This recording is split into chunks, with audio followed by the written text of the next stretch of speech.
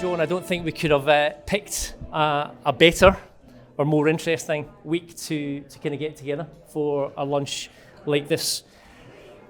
I'm delighted that you're able to join us, John. For those guests who don't know, alongside John's executive experience as part of Capital Group, one of the oldest and largest asset managers in the world, looking after in excess of $2.5 trillion on behalf of their investors, John has served under both the Clinton and Obama administrations. So alongside capital market and economic knowledge, John brings a deep first-hand awareness of economic policy, of trade negotiation and diplomatic relations from the highest level of world politics. As we look around the world today with so much going on politically, economically and diplomatically, politicians, global leaders, business leaders, investors trying to navigate a path through what feels like very fast-moving, if not unique, times.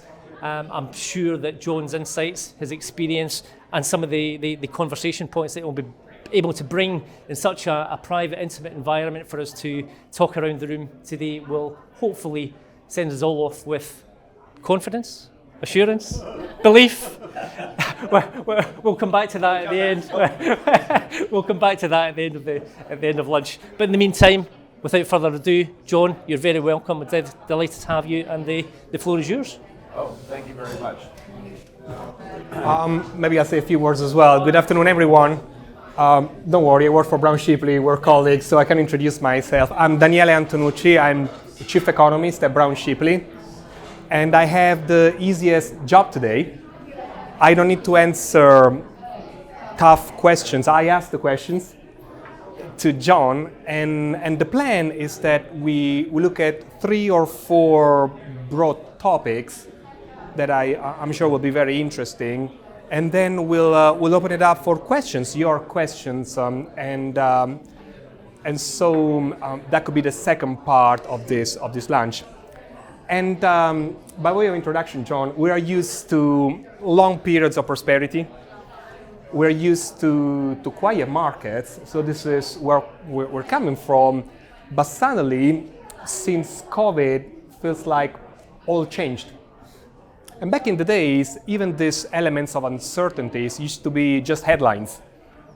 You see at the border of Ukraine, tanks amassing, what you make of it. But actually, I would like to start with that. I would like to ask you, we have the conflict ongoing at the peripheral fringes of Europe. We have an energy crisis in this time zone across Europe, many countries. The West has responded with sanctions, but at the same time feels like things are very, very fluid and there's no end in sight.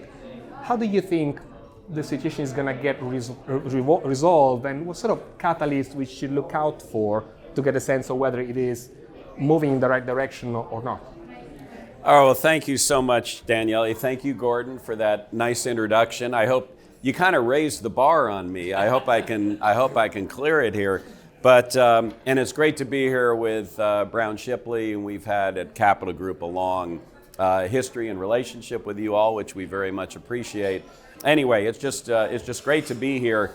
And one giant caveat: this is an ever-moving process. I mean, I sat down and looked at my phone 5 minutes ago to see that there has apparently been Russian sabotage of the Nord Stream pipelines coming through the Baltic, which, oh, what a shame.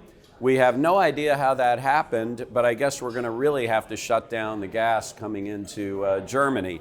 So not something that I think is shocking or unpredictable, but as this story is playing out. Let me, in terms of thinking about the various scenarios and the likely scenarios for resolution of the Russian-Ukraine war, let me make a couple of observations. First of all, this is a war that neither Vladimir Putin nor Volodymyr Zelensky can afford to lose. It is a war that neither of them can win. And it is also, because of that, a war that neither of them can stop. So just keep that frame in mind as we go through this. The second thing I would say is that that Vladimir Putin clearly made some terrible miscalculations. First of all, I think he calculated that the West that this war would expose the weakness and the fecklessness of the West. And in contrast, what it has done is shown how quickly and solidly the West came together, even to the point of imposing economic sanctions on Russia that clearly were going to blow back on Europe, on the United States, and hurt our own people. I don't think Putin expected that. Secondly, geopolitically, what he was hoping for was that by invading Ukraine, you would see one reaction on the European side and a different reaction on the American side, and that this would help exacerbate the tensions that had existed and really came to a fore during the Trump years between our allies in Europe and the United States. And in contrast, it's had the opposite result. He thought that what he would do is forever preclude Ukraine from becoming a member of NATO. Ukraine was never going to become a member of NATO. The Bush administration recommended that back in 2008, and leaders like Merkel killed it. NATO, joining NATO is like fire insurance. You know, you can't buy fire insurance if your house is already on fire. And certainly starting in 2014, Ukraine's house was already on fire. They were not, and the reason for that is because Article 5 in NATO says an attack on one of us is an attack on all of us. And so there was no way on God's green earth, given what was happening in the Donbass and in Crimea, that the other NATO nations were going to basically buy into a war with Russia by letting Ukraine join. So the thing he was hoping to prevent is something that wasn't going to happen anyway. And in contrast, NATO has become more weaponized, more militarized, and the NATO-Russian border has now added about 1,500 additional kilometers with Finland coming in and with Sweden coming in and joining NATO, which is all but a foregone conclusion. And I think Putin also wanted to demonstrate to the world the power and the might of the Russian military. And I don't think that has happened. They kind of forgot one of the principal rules of military engagement is, before the war, it's all about the planning. After the war starts, it's all about logistics. And they didn't have any of the logistics. Their troops had no idea why they were going in, what they were going to do. The cars, the vehicles were running out of gas. Tires were going flat without replacements. Food supplies ran out. Water supplies ran out. On and on. And you can say that Putin lost the war he wanted to fight, which was to decapitate the Zelensky government, capture and control Kyiv, impose or put in place his own puppet government, and then dominate and control Ukraine. He lost that war. And the question now is, will he be able to win the war that he is in fact fighting? And just two other points in terms of answering your question, Daniele. The sanctions that we imposed are not going away anytime soon. In fact, they're not even going away if there is some sort of a settlement agreement reached, as long as Putin is in control, or even as long as a Putin successor pursues the same policies. So I think you can look at February 24th, which is the day this invasion started. The war actually started in 2014, back when I was ambassador to Germany, but the invasion started on 24th. That was the last day of the post-Cold War era, because the world has fundamentally changed since then, and I don't see us going back. So just from the standpoint of mindset and preparation, those sanctions are going to be in place for a long time. Russia's isolation will be in place for a long time.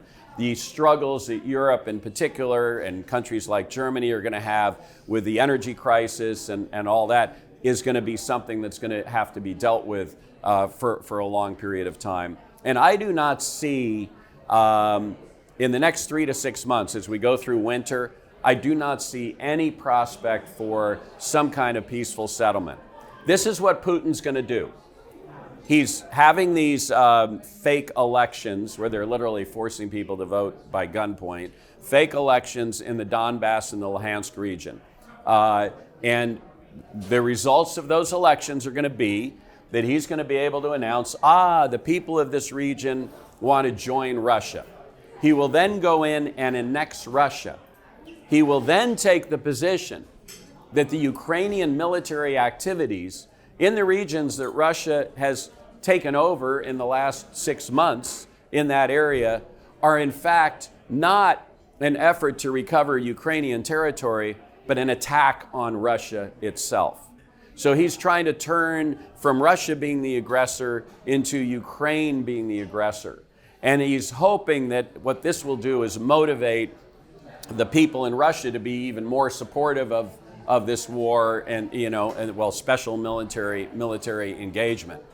And what he will do is once he establishes these facts on the ground and all these conscripts, they're not about let's go back to Kyiv. These conscripts are about we need bodies in place to try to hold what we have now, which is the Donetsk, Luhansk, and that land bridge down to Crimea. So he's going to flood those conscripts in there, say, this is now Russia. You guys are attacking Russia. Let's sit down and have a ceasefire. And by establishing those facts on the ground, any settlement discussions are going to proceed from the fact that that's Russian territory. He won't back down on that. There's no way Zelensky can agree to that.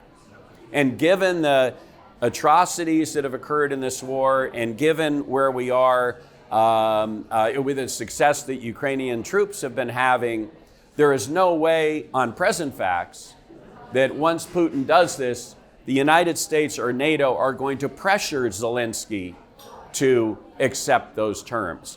The President Biden has constantly said nothing about Ukraine without Ukraine. Okay, so if Zelensky says no, we're not going to force him to do that. That's what it looks like in the next 3 to 6 months. After that, who knows? Putin's bet is that Europe, in particular, European citizens are going to get tired of this war. They're going to get tired of the high energy costs, and you're going to begin to see protests and political pressure on the leaders of European countries, and including in the United States. And I guarantee you, he's hoping that Donald Trump gets elected in 2024, but that this will create pressure on the NATO member state, a number of them, not so much the UK, but certainly Germany, France, and obviously not Poland and the Baltics, but a number of the NATO member states put pressure on their governments to sort of relieve sanctions and back off and bring pressure on Zelensky to reach some kind of settlement. He is basically banking on that the fat and rich and lazy and feckless West cannot sustain the kind of suffering that he's going to be inflicting. And we'll have to see what happens. I think it is entirely possible that he's right to a certain extent, and that 9 months from now, 12 months from now, you do have a split in the alliance where there is, some pressure on, okay, let's see if we can resolve this. Let's see if we can get a settlement. That being said, sanctions aren't going away. And the other thing to keep an eye on in terms of that is a point at which Ukraine's interests and the United States' interests, because let's face it, the U.S. is sort of the 800-pound gorilla in this in terms of pulling NATO together and all that, diverge. And an example of that, our interests aren't necessarily consistent. An example of that is the no-fly zone. Zelensky wanted a no-fly zone. One of the principles that the United States has adopted is we do not want to get into World War III, which means let's not get into a shooting war with Russia, NATO troops on one hand and Russia. If you enforce a no-fly zone, you necessarily are going to be shooting down Russian planes, right? So we said no to that. That's an example of where our interests diverged. Zelensky has said he wants to keep going until they recover Crimea. I think when push comes to shove, the United States may well say, our interests are in a free and viable Ukraine, maybe going back to what the status quo ante was before this invasion, which is what changed everything. And so you have to keep an eye on that. But my bottom line is no resolution in the next 3 to 6 months. We've all got to get through winter. Once we get through winter and the energy infrastructure still has to be built up to sort of replace what Europe had, in particular in the way of cheap gas, then maybe things will begin to change. But we honestly don't know the timing on that. But I do not anticipate any kind of peaceful settlement in that time frame. And sanctions are there for probably the rest of our lifetimes, so we need to be aware of that. Sorry if that was too long, but I wanted to give a little bit of the background. It was mostly cheerful. So. Yeah, very cheerful. So it just got me thinking, in war, plans are useless, but planning is essential. So I just wanted to talk about another country, the other side of the world, that plays the long game, which is China. We're coming from a world with US dollar dominance, a globalized world, and now we're moving towards one that is more multipolar. And I thought it was interesting that China is now the major trading partners of more countries than the US. But then geopolitically, vast majority of these countries formally are US allies. So I wonder, in the context of Nancy Pelosi's visit to Taiwan and China's response, how do you see that area of tension going forward? Well, I mean, you're right. China is Ukraine's largest trading partner, interestingly enough. China is Germany's largest trading partner. And of course, China is the United States' largest trading partner. Well, no, actually Canada is. So China's number 2. So if you, you're absolutely right. And the interesting thing about this is, and I've been saying for a couple of months now, that Xi Jinping cannot be happy with the way this is progressing. And we had a confirmation of that last week in Uzbekistan when Modi and Xi and Putin all got together, and Putin was forced to publicly acknowledge, well, Modi berated him in public, end this thing, this isn't good, and Putin was forced to acknowledge that Xi Jinping and China have deep concerns about the way the war is progressing. Now that was pretty striking. I'll tell you why, sort of what he doesn't like about it, and then what the lessons learned probably so far have been, and what the implications may be for Taiwan. So what doesn't he like about it? It's not in China's interest that Europe and the United States are getting closer together. China has been trying to say to Europe for a number of years now, as the US was moving more and more towards decoupling.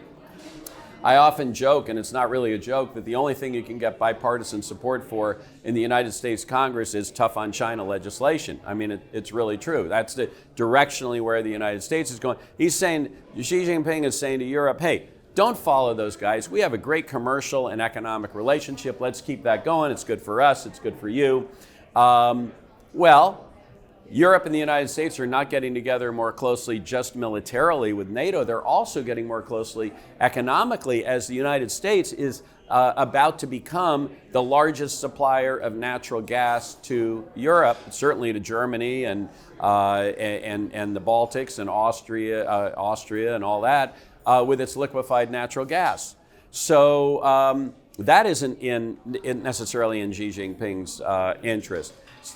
The second thing that's not in his interest is obviously the militarization of NATO, and the fact that now everybody's talking about China and Taiwan.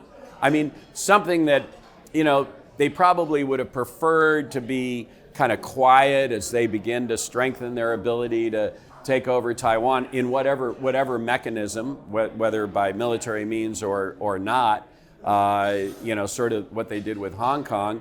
It's not in their interest to have that be on the, in the spotlight. And that question you're asking is a question that everybody is asking now. So that's not good.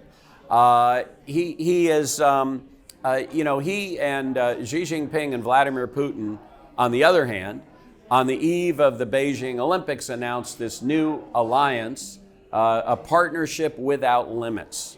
And part of this is Xi has a desire to create an alternative world order to the rules-based, values-based world order that's really governed much of trade and commerce in the developed world since the end of the Second World War. And he wants an alternative world order where the U.S. isn't necessarily, or the U.S. and Europe aren't calling all the shots, where it's more, powerful nations should be able to do what they want within their sphere of influence, where, they don't have to worry about enforcement mechanisms of global organizations like the WTO, as an example there, or even the Atomic Energy Commission. So that's what he's trying to do, and that's a huge geopolitical objective of his. But in the short to medium term, the last thing he wants is a global recession, because that hurts his country. They're the biggest trading partner. They don't want that to go down.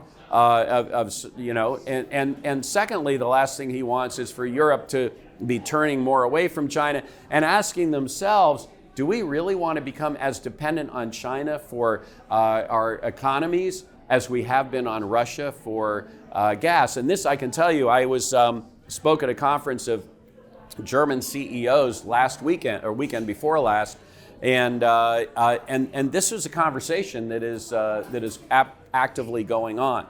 So in any event, what are the lessons that Xi Jinping has learned as it relates to Taiwan?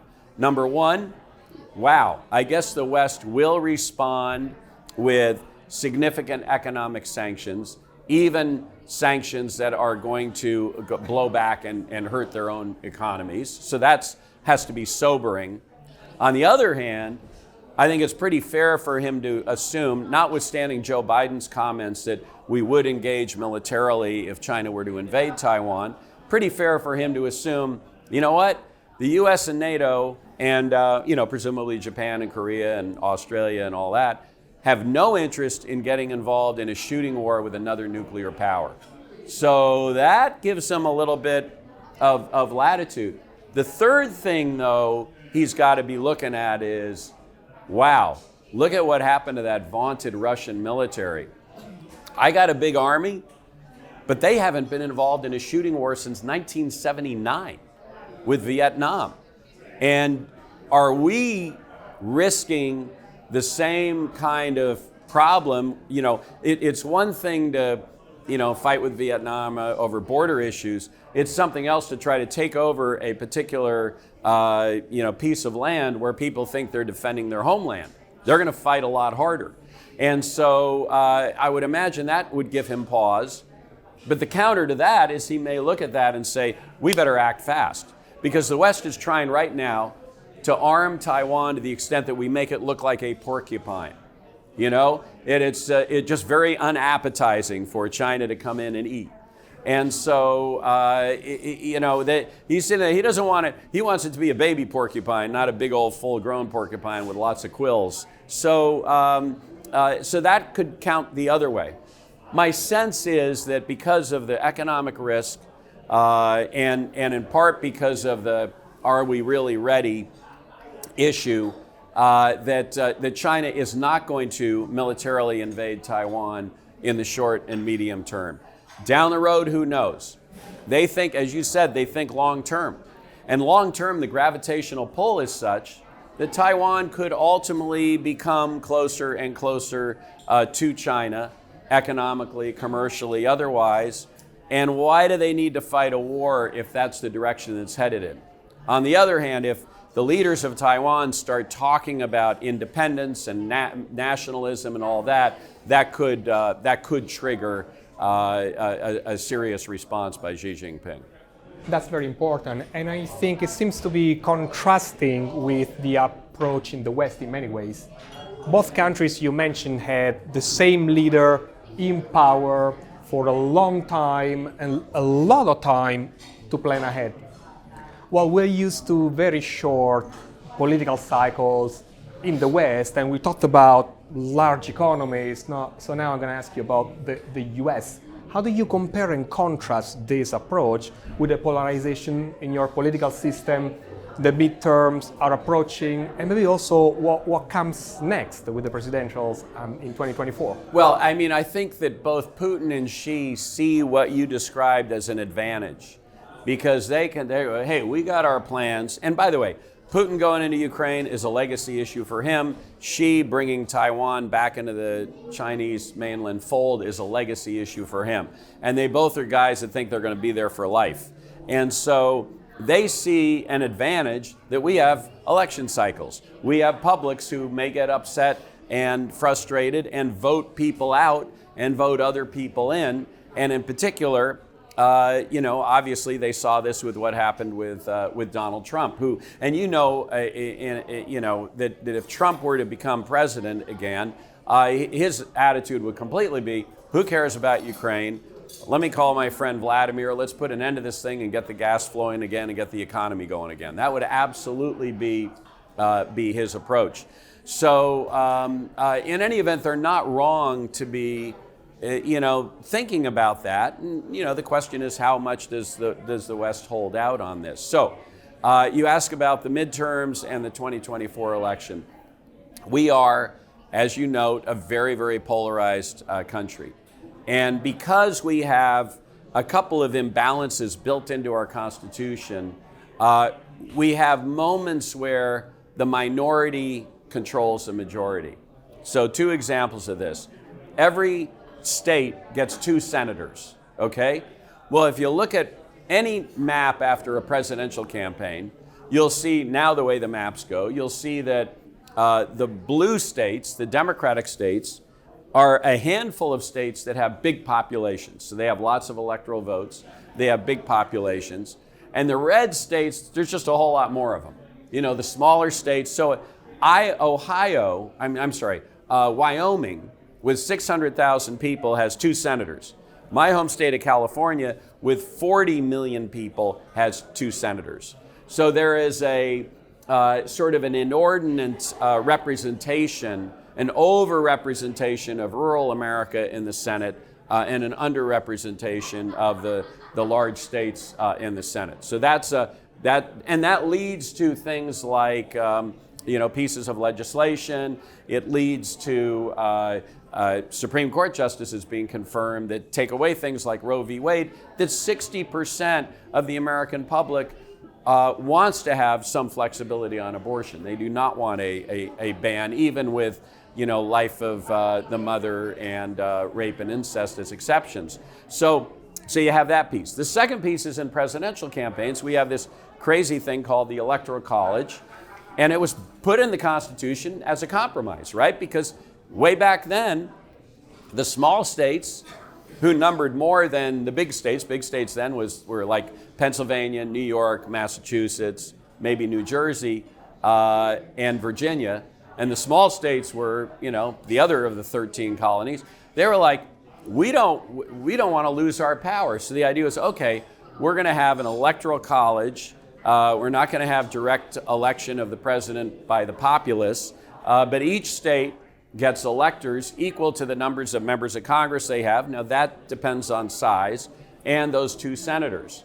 So again, because of that imbalance, the smaller states actually have disproportionate representation in the Electoral College, which is why you see in the case of George W. Bush beating Al Gore, and the case of Donald Trump beating Hillary Clinton, and even in the case of this last election, the person who had fewer popular votes ended up being president because they won the Electoral College. And this last election was way closer than most people realize.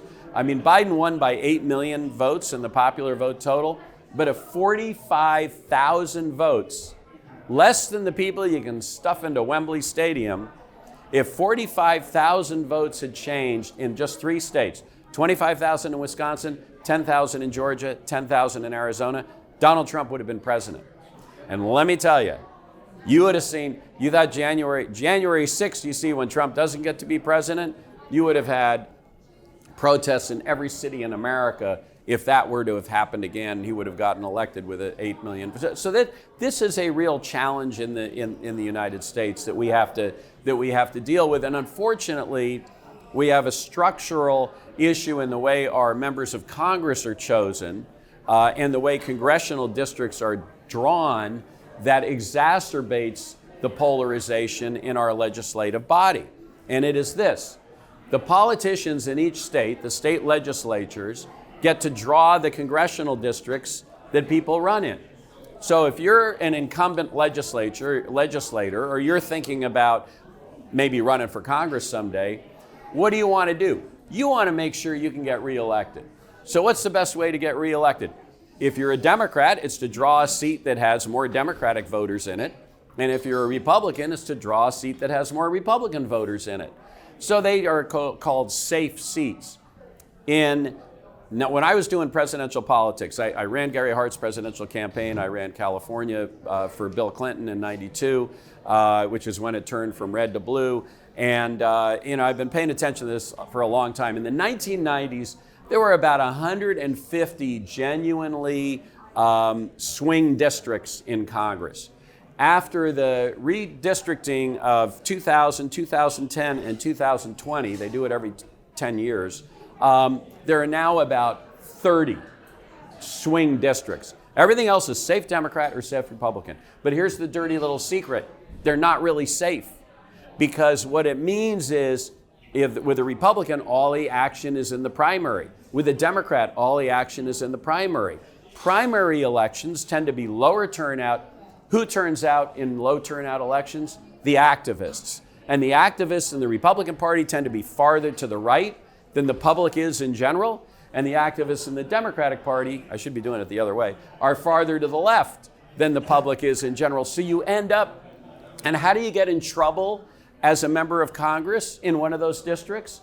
By compromising, doing what the Constitution expected us to do, but because if you compromise, you're just a Democrat in name only, or you're a Republican in name only. So it leads to greater polarization in our legislative bodies. But what's interesting about the midterms is there are only about 30 real swing districts. Now, the Democrats have have the House by 5 or 6 seats. It is virtually mathematically impossible to see a scenario where the Democrats hold the House. So the Republicans will probably come in. And by the way, they would have won by a lot more than they probably will if the Supreme Court had not done away with Roe v. Wade, because there are a lot of people who normally would vote Republican but are very concerned about this. I heard a story of a Republican state legislator who said, "I am pro-life. I am pro-life with 3 exceptions. The exceptions are rape, incest, and if my daughter gets in trouble." And the truth is, there are a lot of people who are sitting there thinking, what about my family? What about my kids? What about my grandkids? I don't want them to have to go back to the way the world was before.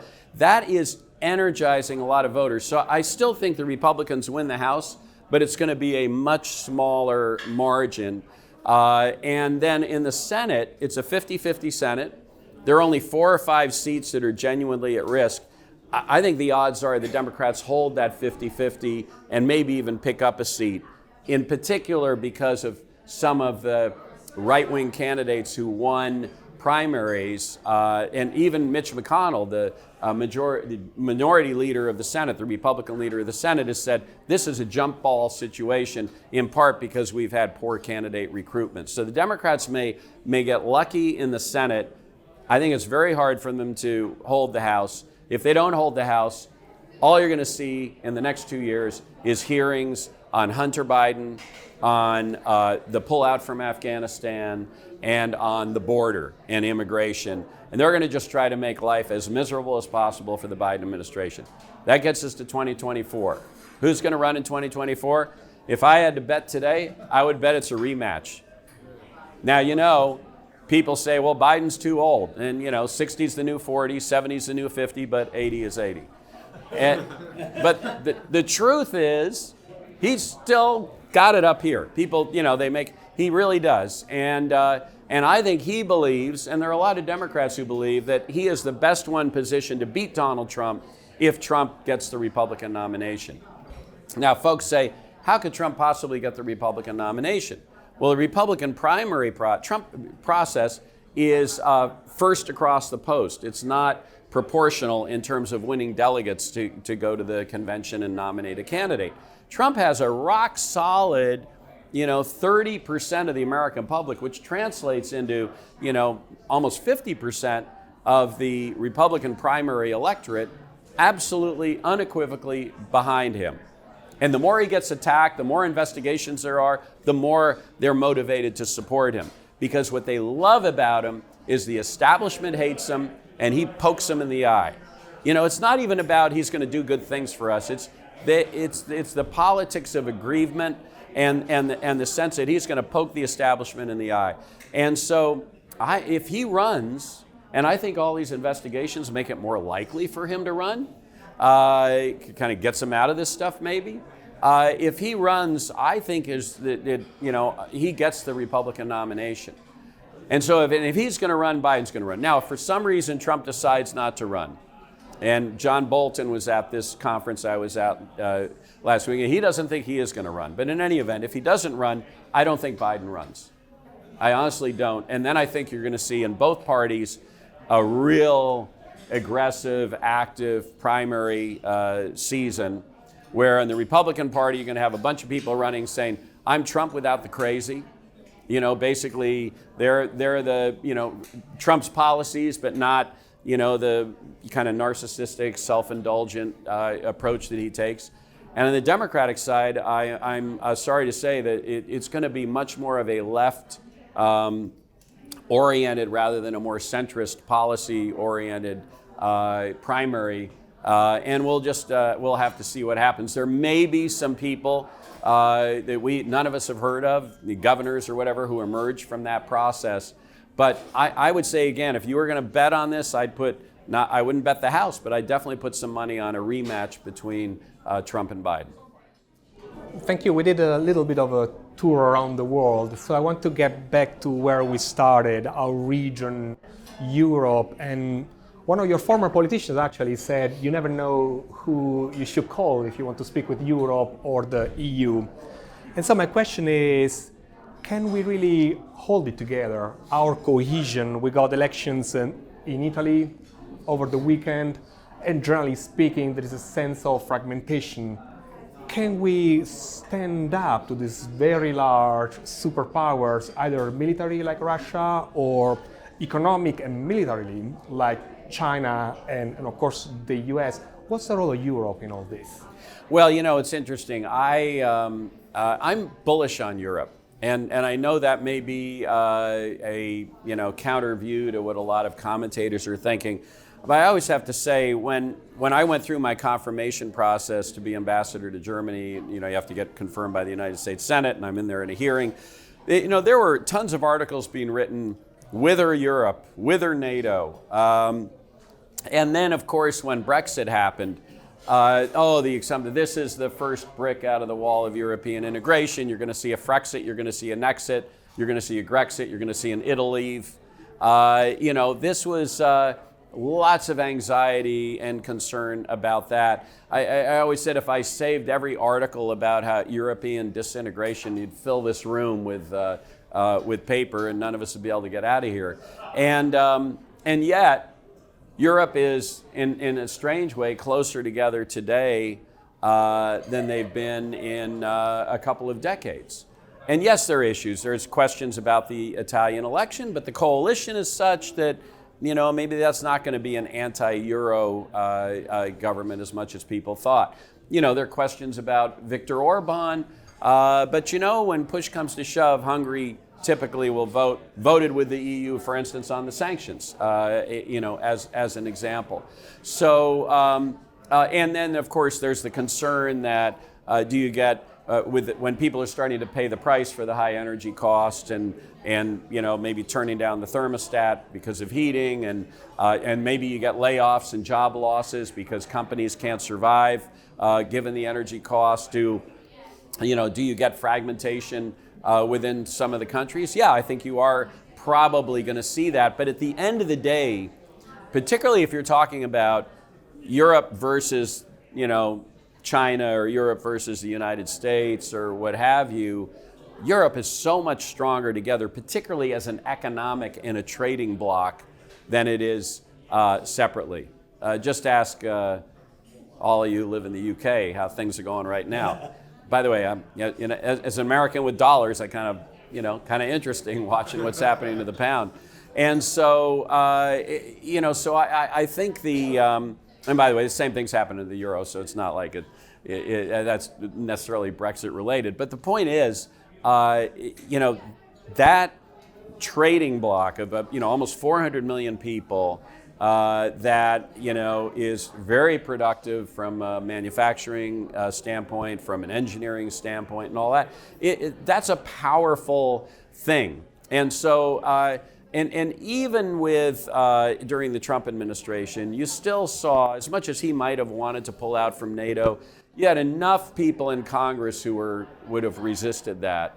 And so I think does Europe need to spend more on its own defense? Absolutely.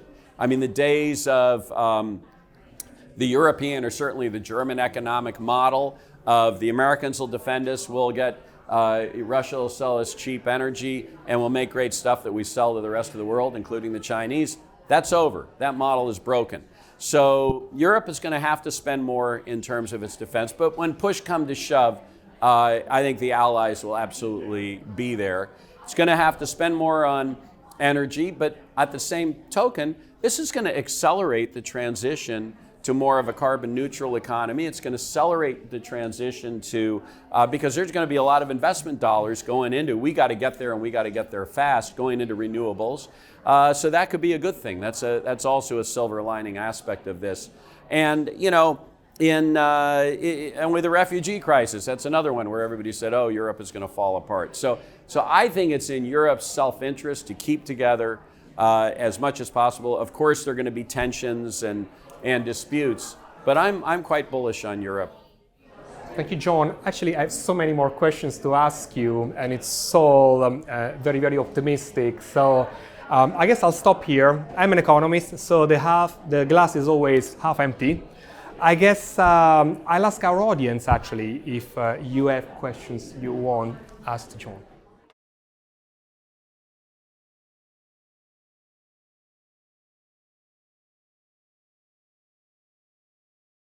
Well, I think, first of all, from a military standpoint, it's part of NATO, right? So you have that. When I was talking about Europe as a trading bloc, I was not including the UK in that. Look, I spent 4 years trying to get TTIP done. That was one of my big priorities as ambassador, and I was involved in a lot of the trade policies during the Clinton years or what have you. And UK was for it. Germany leadership was for it, but the publics were very much against it, and you had Italy, France, Greece had their issues with it, and so consequently we weren't able to get that done. But I would like to believe that we do have an environment where, particularly as we're coming out of this crisis situation in the next year or two, where maybe a skinnied down TTIP that deals with some of the basic issues like regulatory convergence, so you don't have to have dual modes of production. I mean, my view is if something's safe to sell in or to buy or to drive or eat in Europe, it's safe to drive or buy or eat in the United States, and vice versa. The interesting thing is you see these regulators get on a plane, go to across the Atlantic, and they're not like afraid to rent a car because it didn't, hit me up to their standards. So I'm hoping that we can actually get to that point. I will tell you, unfortunately, politically, in the United States, nobody wants to hear about big free trade deals. I mean, it just, Democratic Party isn't going to talk about it. The Republican Party, particularly after Trump, is certainly not going to talk about it. And this was one of the things that Bernie Sanders and Donald Trump both tapped into in 2020, which is that a lot of Americans feel the world's moving too fast. We lost a lot of manufacturing jobs. Whether trade agreements are the reason for that or not is certainly something up for debate, but that's what the feeling is, and we don't want to we need to build the barricades. And Biden is a pro-union, pro-labor president who comes from that wing of the Democratic Party. And even though he ended up supporting NAFTA and the Uruguay round of the GATT and was part of the Obama administration trying to negotiate TTIP, he is not going to be going in that direction now. Now, if he gets reelected, and we're talking about a second term, I could see it going either way. If you want an agreement with Europe, do an agreement with the UK, and then you can go to Europe and say, same terms, similar terms, let's get that done. Complicated to do an agreement with Europe. CETA, the Canadian Free Trade Agreement, which was negotiated at the time we were trying to get TTIP done, has still not been approved by the European Parliament. So it's, that's just a pretty straightforward thing. So these things aren't easy, but what I'm hoping is maybe it's industry by industry, or maybe it's a skinny down TTIP that if I were president, I would say, yeah, let's look both at Europe, at the EU, and let's look at the UK and see what we can do, and maybe we get one done in one place, it'll help us get the other. But I don't hold your breath in the next couple of years on that.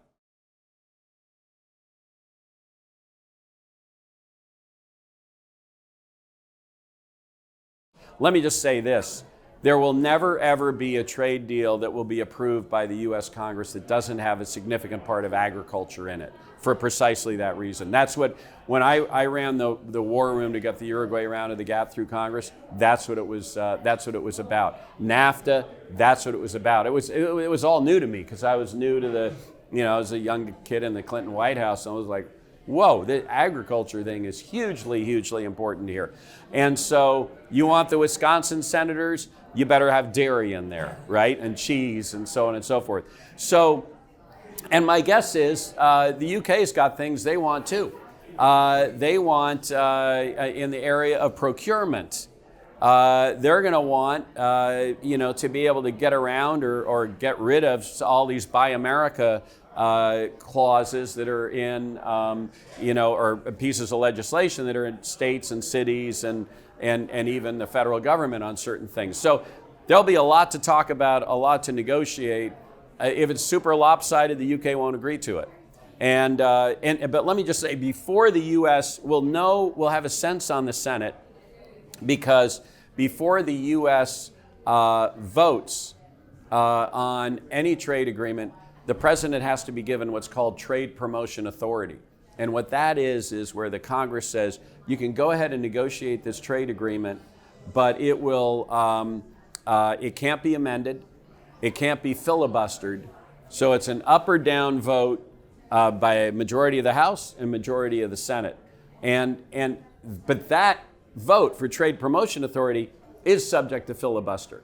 So you got to get 60 senators to support the right, not even what the subsidy agreement, just the right of a president to negotiate an agreement, because obviously you can't negotiate something and then take it back to Congress and have 75 amendments attached to it, because then you're back at the negotiating table, right? So we'll have a sense of that, depending on the first thing to look at is the Biden administration, or if it's a Republican, are they asking for trade promotion authority?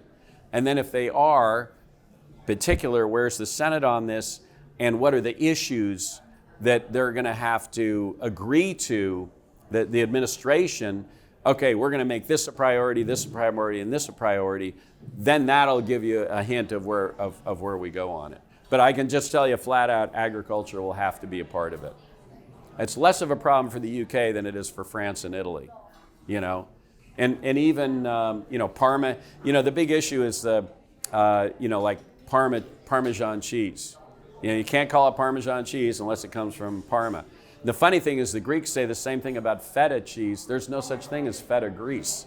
So I don't know how they get that. But anyway, other questions?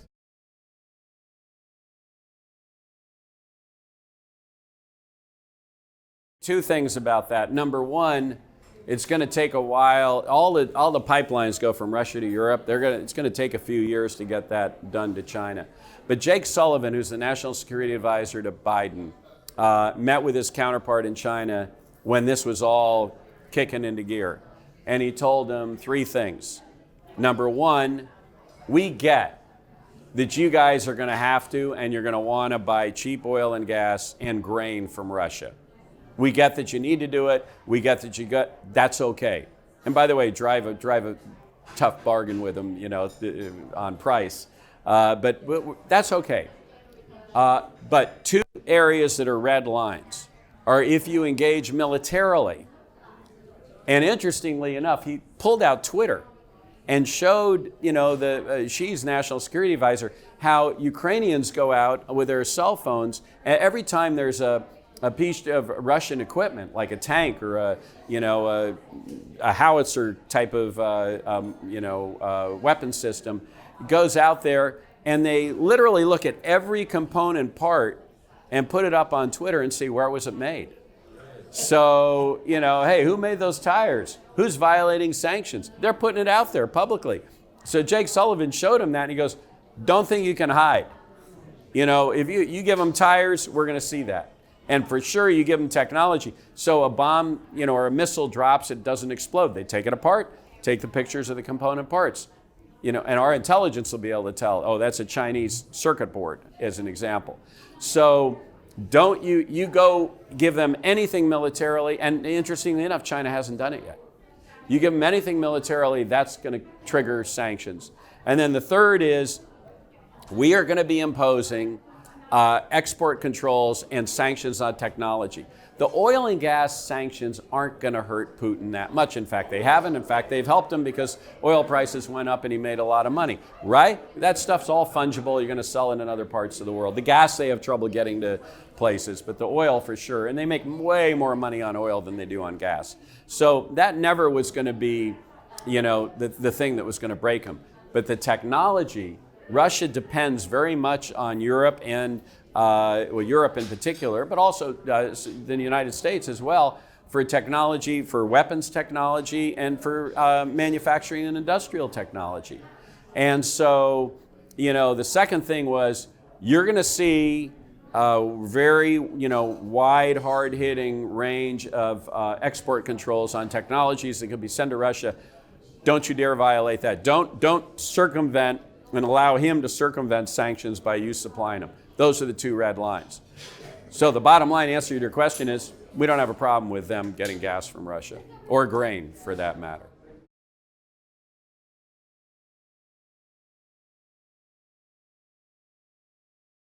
But it's big impact, and they're worried.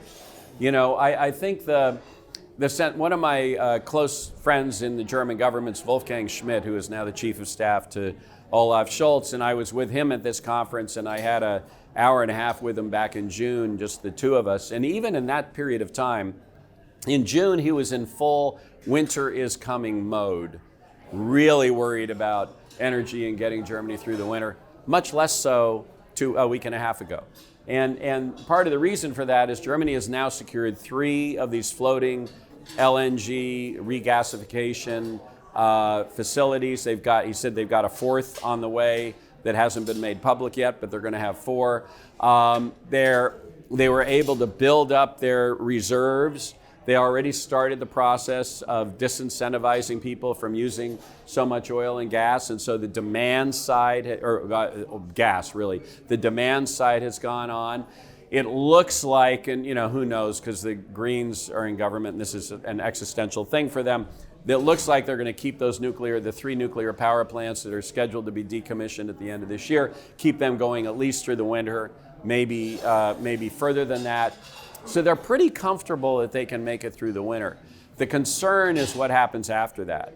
Because if you go through all the reserves and the gas still isn't flowing, and they acknowledge it's a good 18 to 24 months starting back in February to get permanent LNG regasification facilities, to get everything all hooked up together, to get, start the process of moving power lines from the northern wind, farms and all down to the south where the industrial areas in Bavaria and Baden-Württemberg. All of that takes time, and they're not going to be there yet. So interestingly enough, where 3 months ago it was all, oh my God, are we going to get through winter? Now it's, how are we going to be doing in summer and spring? And let's hope we don't have a terribly severe winter. So I think, you read stories about the, companies that are low margin businesses that have high energy costs are going out of business. Germany's largest toilet paper company, by the way, this stuff you learn in this business.